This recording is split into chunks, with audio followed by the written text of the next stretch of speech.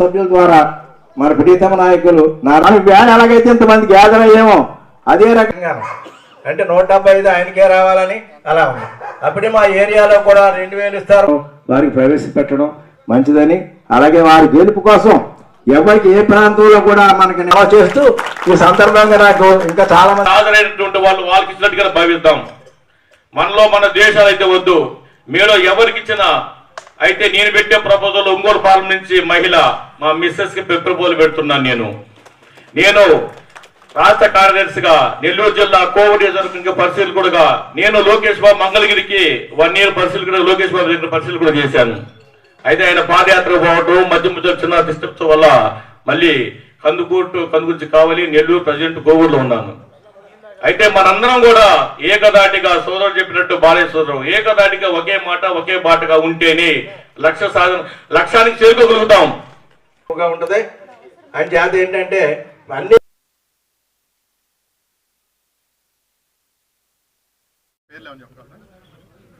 అంటే నేను urban areas అన్నీ కూడా నేను జనరల్గా రజక సామాజిక వర్గానికి అనుకూలంగా ఉంటాయి. ఎందుకంటే సుమారుగా ప్రతి కాన్స్టిట్యున్సీలో కూడా 25,000 30,000 ఓట్లు ఉన్నారు.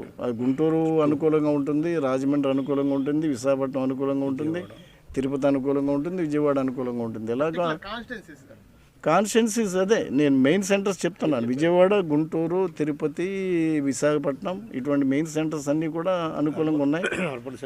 అర్బన్ సెంటర్స్ సుమారుగా 25,000 నుంచి 40,000 ఓట్ల వరకు ఉన్నాయి. ఎందుకంటే వీళ్ళంతా కూడా అపార్ట్మెంట్స్లో అన్నింటిలో కూడా రజక సామాజిక వర్గం ఉంది ఈ రోజున.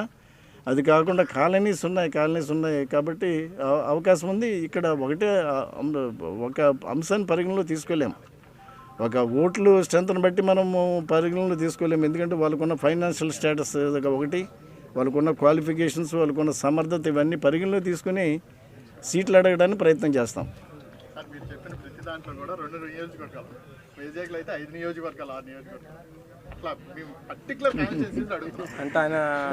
పర్టికులర్గా నేను చెప్తున్నాను. ఎందుకంటే అక్కడ రజక కాలనీస్ ఉన్నాయి, సామర్థ్య పరంగా పట్టుంది కాబట్టి విశాఖ నార్త్ అనుకూలంగా ఉంటుంది. దానిలో అటువంటి అనుమానం లేదు.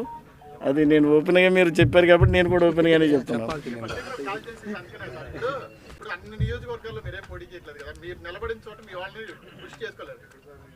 ప్రయత్నం చేద్దాం. అంటే పార్టీ దృష్టి తప్పకుండా తీసుకెళ్తాం. ఎందుకంటే నాకు 25 దాకా నాకు శాసనమండలి సభ్యత్వం ఉంది.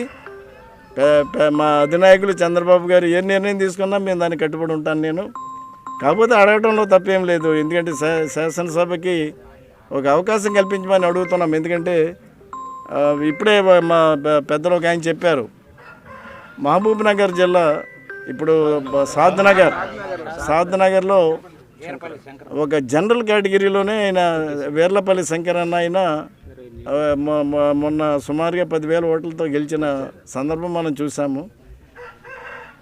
కాబట్టి ఎక్కడైతే వేరెవర్ ఇట్ ఈస్ ఫిట్ ఆ క్వాలిఫికేషన్ దృష్టిలో పెట్టుకుని సీట్ ఇవ్వమని డెఫినెట్గా పార్టీని రిక్వెస్ట్ చేస్తాం.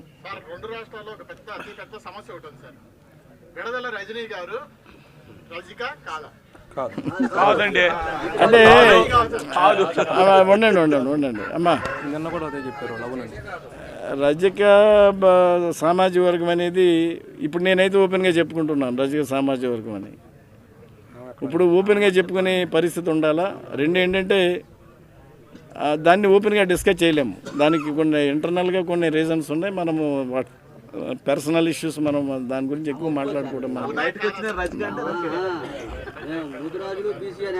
అంటే నాకు తెలిసి 2 క్యాస్ట్లు ఏదో ఇన్వాల్వ్ అయినట్టు ఉన్నాయి అక్కడ. కాబట్టి 2 క్యాస్ట్లు ఇన్వాల్వ్ అయినా ఫాదర్ అయితే అది జనరల్గా చెప్పుకుంటాం. ఓకే.